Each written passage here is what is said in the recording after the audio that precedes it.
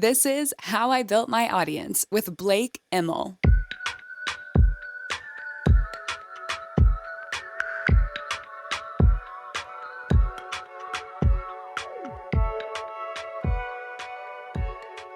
So this is actually the first time that the audience is hearing this, but this is the second time we started recording because we had some technical difficulties through the introduction here. So this is round two. Daniel's had some practice already. We have Daniel Vassallo here, who is going to talk to us about Twitter and Gumroad and basically creating digital products and using that to grow your audience. But before we dive too much further into it, Daniel, once again, I'm going to give you the chance to talk about, just introduce yourself and what you're working on and what's important to you and the things that you post about. Absolutely. Yeah, I'm a software developer by background. I started sharing my story on the internet about how I left my cushy job at Amazon to take the plunge and work for myself. This happened almost 2 years ago. I left in February of 2019. And since then, I had been documenting mostly on Twitter and a few other places the things that I had been trying to make a living with my own skills on the internet. At first, I started a software business called Userbase, which initially felt like my best shot at making a living for myself. But eventually, I started to evolve my strategy. Instead of focusing on just one thing, I wanted to do a few other things, mostly to hedge my bets, but also to keep life interesting and to discover what works and what doesn't. Long story short, one of the first things I did was to create a short self-published ebook about AWS, in fact, called The Good Parts of AWS. And this turned out to be quite successful financially. It did, I think, almost $40,000 in the first month or less, and it ended up doing over 100K in the first year. And the success of this inspired me to keep talking about how I built my audience to manage to find customers for this book, which sort of then inspired me to create my second info product, which was a short video course about about how I created my audience, which again exceeded my expectations in terms of financial success. It did almost 200K in sales, and which is almost all profit in less than a year. Like I released it in April of last year. And apart from these, I was doing a few other things late last year and at the early 2020, I was doing some freelancing as well. Again, just to expose myself to other means of making a living, which I stopped. And then I got bumped into another opportunity, which is a mix between, it's a quarter-time role that I'm doing at Gumroad, being their product manager, working on average 10 hours a week, right? Which is all asynchronous, fits very well with my lifestyle. So yeah, I'm doing lots of different things. I'm in info products, which is my main source of income right now. A software business, which is still very small. It's only doing I think we just breached like $500 monthly recurring revenue. So it's still quite tiny. And there's the Gumroad role. But in addition, I spent probably the majority of my time actually is just on Twitter, replying to people. Like now I have over 55,000 followers. I get something like 60, 70 comments every day. And I try to respond to everyone. And believe me, it's become almost my main sort of activity. I probably spend 3-4 hours a day easily just answering people's questions. Right? Which helps probably all my businesses indirectly, but it's hard to attribute it to any one business in particular. Definitely. Yeah, you're all over the place and you're one of those bigger accounts that actually does reach back in and comment back. So and that's actually how we were able to connect a little bit. So this works for me. I'm glad you have the strategy that you have for sure. And I do want to get into your Twitter strategy, but I actually want to flip the script a little and start with Gumroad and then go back to Twitter, because you built your Twitter, but then you've also really built your Twitter after you've had this course launch and just like you've been growing both of them simultaneously. So I want to dive into the strategies and tactics that you actually used once you had built the Gumroad, the Twitter Gumroad course specifically for once you had built that, like how you actually promoted it initially. Can you speak to that a little bit about day one launch or even before that, how you prepped for the launch of that and what the tactics were that you used that were successful? So it's a funny story, right? Because it wasn't even deliberate. I think what happened, to explain it clearly. So I had already created my first ebook, which at the time I think when I launched it, I had around 11,000 followers on Twitter. And I think it's probably best to explain the whole thing, right? So initially when I started tweeting, back when I started almost from zero, I started tweeting about programming topics because I was building a software business. I was doing lots of coding myself. It's what I was thinking about. I had some opinions about the technologies that I was using. And this is how I started getting most engagement at first, right? So people asking me, what do you think about this product, about this? Why aren't you using that? And I started to sense people wanting to know more from me about this topic. So I had this idea of maybe let's try to monetize this. Actually, I think what was happening was I was struggling to answer everyone's questions. I was feeling like I'm replying in a short tweet comment. I had more to say, and I was barely keeping up. So it inspired me to try to create my first ebook that was quite a short product. It was created pretty much in just 2 weeks of full-time work after that. So it wasn't like one of those books where you spend a year writing it and editing it. So long story short, I announced it on Twitter and it did very well initially, like immediately, like all these people that had been asking me questions, or a small subset of those 10,000 followers that I had jumped in and bought the book, just a small impulse buy for them. $28. That's what I launched it with. And after that, when that happened, pretty much immediately, the next day and the next few days, I kept posting a little bit about my performance because it surprised me how well it did. Like it did almost $10,000 in the first day. And I was posting screenshots from my Gumroad dashboard, and people started asking me, what do you attribute like these sales? Where did they come from? Like, how did you find your customers? And I was pretty much explaining that I had built this little audience around me on Twitter just by talking about programming topics over the last 6 months. I believe like I gained some credibility and I answered people's questions. And that's where customers came from. And long story short, I kept basically getting the same type of question all over again. Almost every day I wake up and I see DMs and questions. I'm starting new. What should I tweet about? How should I build an audience? Should I start by blogging? Should I tweet? Should I do this and that? And basically the same thing repeated itself. I found myself after 3 or 4 months pretty much answering the same questions one-on-one. I was barely keeping up. And I thought there's interest, definitely. It was clear that there's interest from people. They wanted to know a bit more about me. It's hard to quantify it. Again, this is all very nebulous. I had no idea whether there were potentially 200 customers or 2,000 or whatever. It just felt like that there's some interest.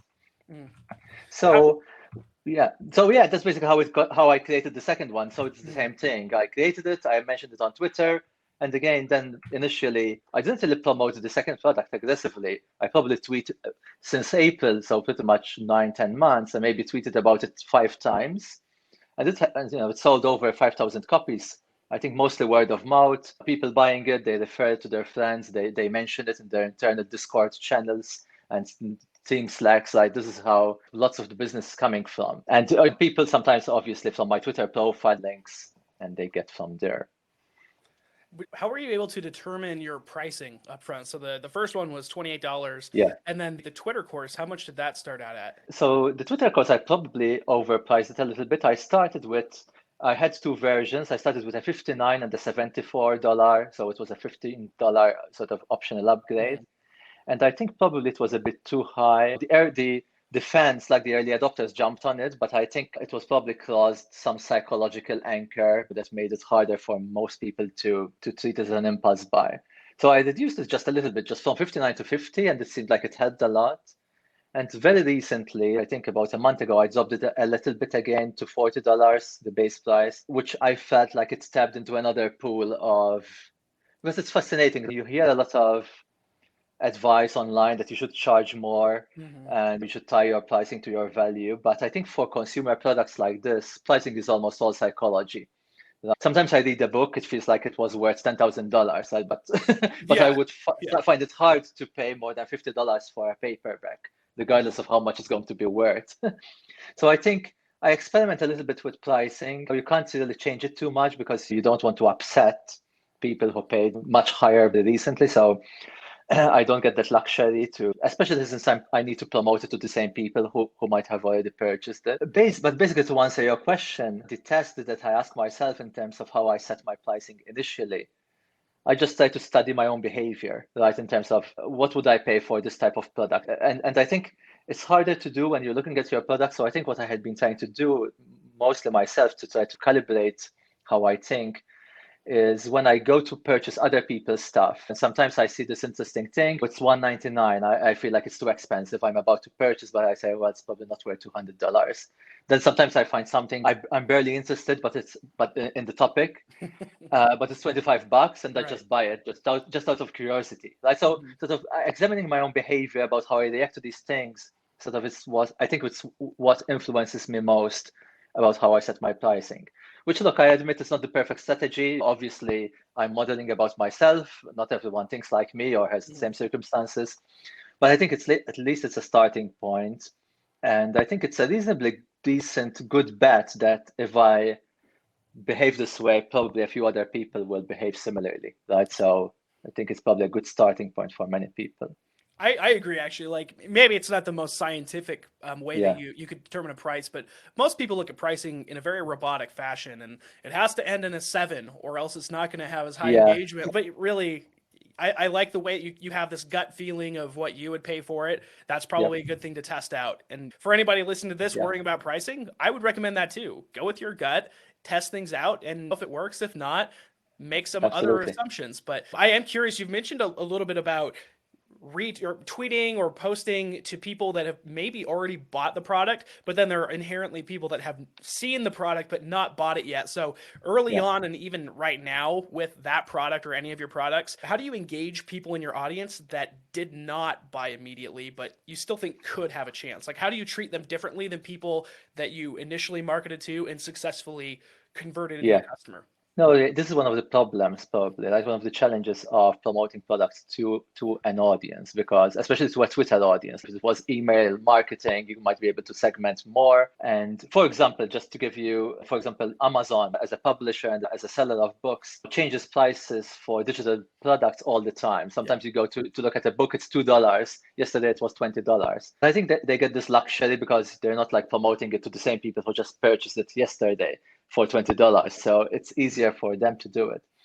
I think that I don't really have a great answer. I think it's important to try to be creative and find ways that just feel right and that you're not upsetting your customers. And I think I got this wrong occasionally, and I did have people telling me, I just paid for this. I just paid $59 for this. Why are you putting it on sale for $49 today, right? And it's a signal, right? Obviously, you can't please everyone, but I try to be careful, and I think I got better on it. Again, it's very hard to explain. I think it's the types of tweets that I try to write. I try to picture myself again, like just putting myself in the shoes of somebody who just purchased it. And I think I actually just wrote a post yesterday about this topic. Like, for example, sometimes before I promote something, I let almost my organic sales almost die down before I do a promotion. So it minimizes the risk or the odds that somebody just purchased it very recently. So obviously this is common. Like, promotion tactics that work really well on Twitter is just offering a discount. Right? Again, it's not rocket science. It really works. If you say something used to be $50 and for today only is 25, those people who had been on the fence about that are a bit more price sensitive tends to jump on it, right? I had a few tweets that made 5 figures, right? That made $12,000 in a day, like literally a single tweet, which was literally, for example, I was just looking at one yesterday, like election day, US presidential election day, like November 4th. Initially it was looking like it was my slowest day of the year, like it was almost noon and I had made no sales that day. And I posted this tweet where I said, if you want a break from election news for an hour, I'm offering my products for just half the price, just for today only. Right. And it made $10,000 right in just a few hours.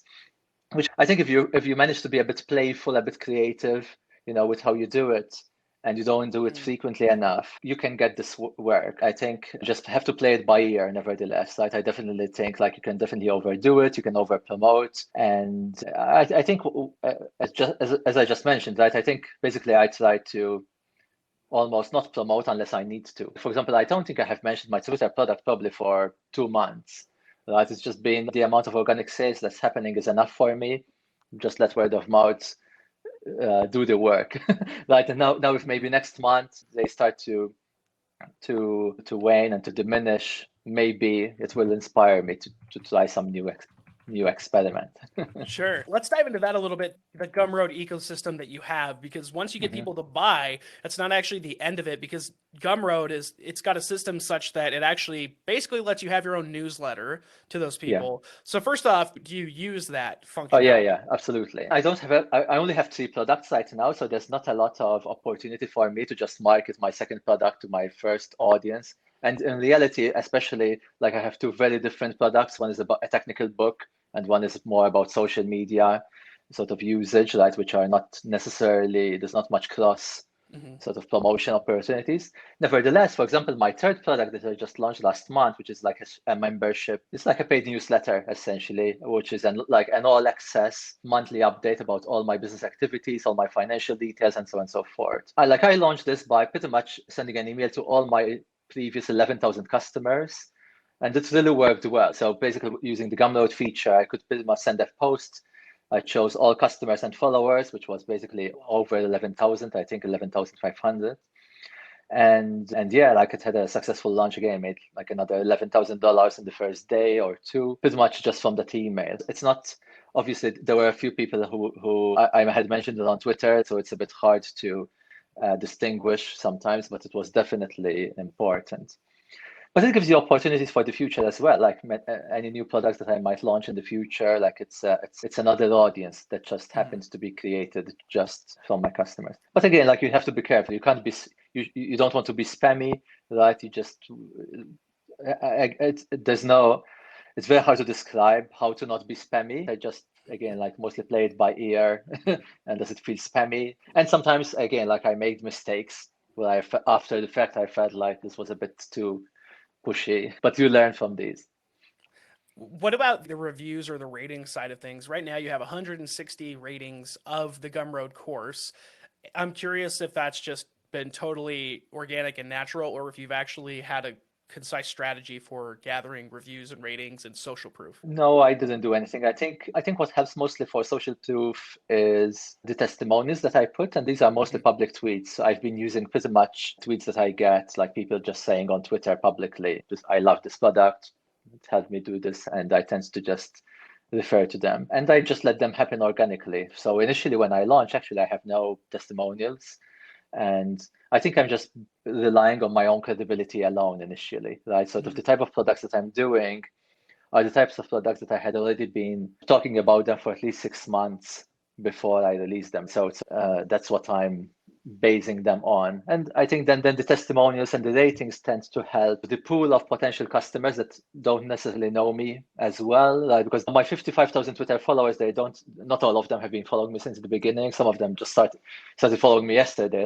They know very little about me. So I think when they encounter these products, they need to be more convinced. And I think ratings and testimonials definitely help those kinds of customers. My final question around the Gumroad stuff, and then I want to just chat briefly about your Twitter. For Gumroad, I know people that do and do not promote it using ads, like integrating with Facebook ads and uploading the pixel and everything. Have you run ads to promote the course? And if so, have you seen success with that? Yeah. So I did it. I tried initially for my AWS book. I never tried for my Twitter course. Like I thought about it, but I really struggled to imagine how I would even promote it. But the AWS book in particular, since I know like there's lots of organic search, there's like communities and lots of places. I experimented a little bit, pretty much with every platform. Eventually everything failed except one thing, just promoting on the RAWS sub on Reddit, right, which is super targeted for my book.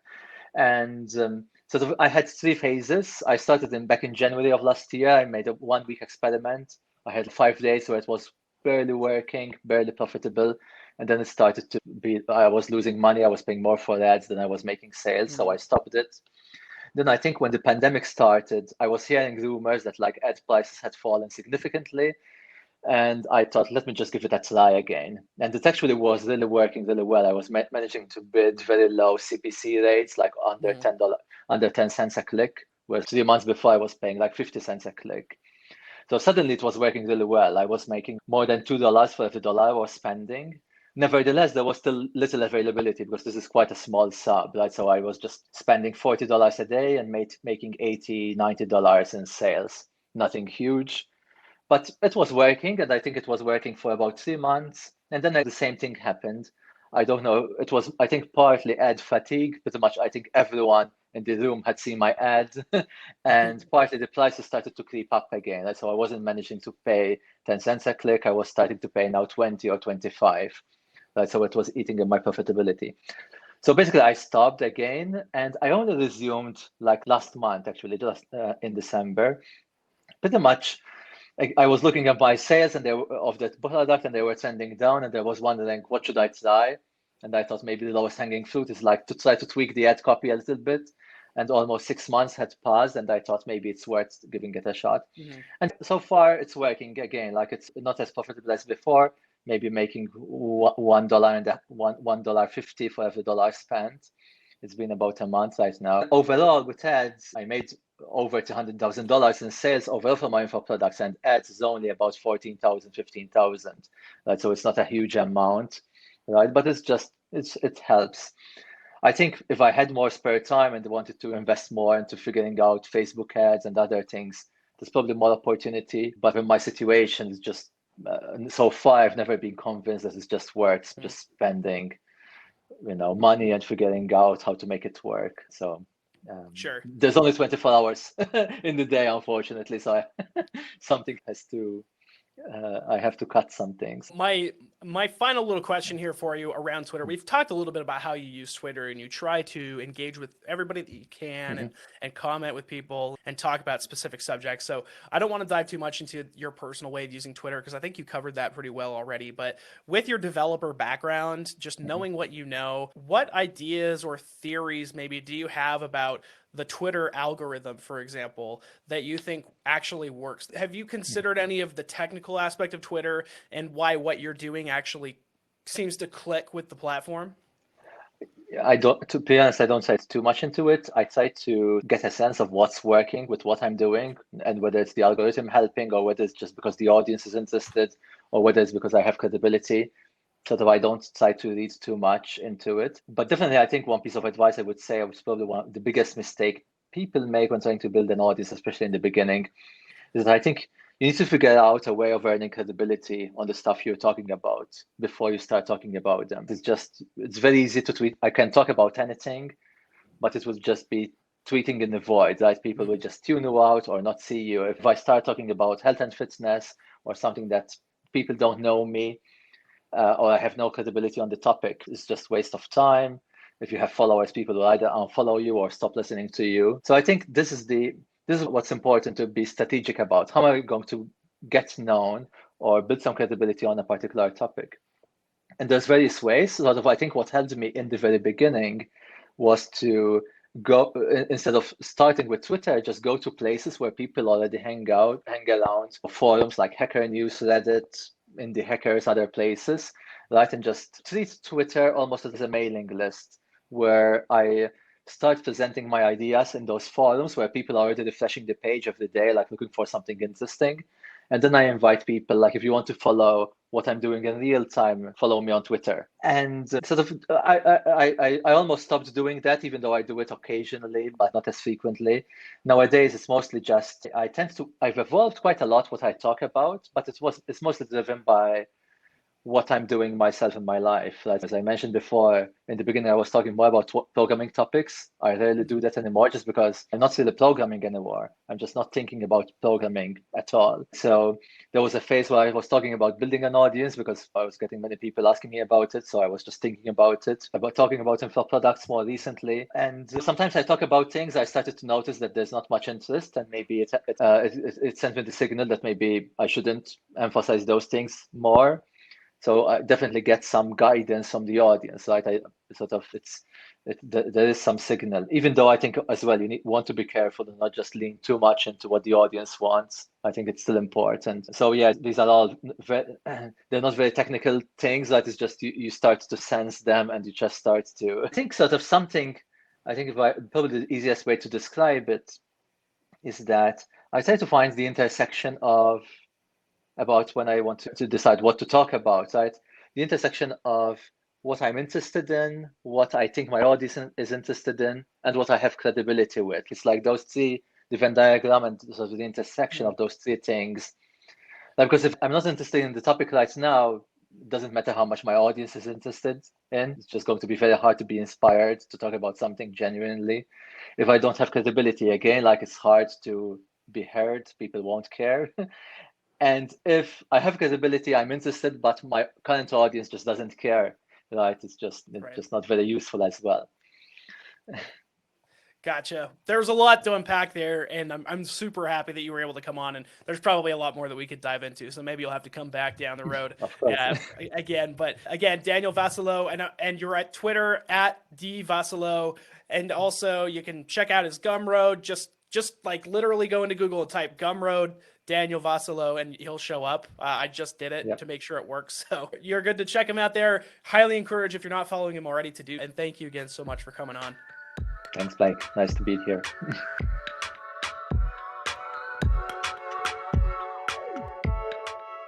Thank you for listening to How I Built My Audience. If you found something noteworthy or interesting in this episode, remember to subscribe wherever you get your podcast. And hey, share it with a friend.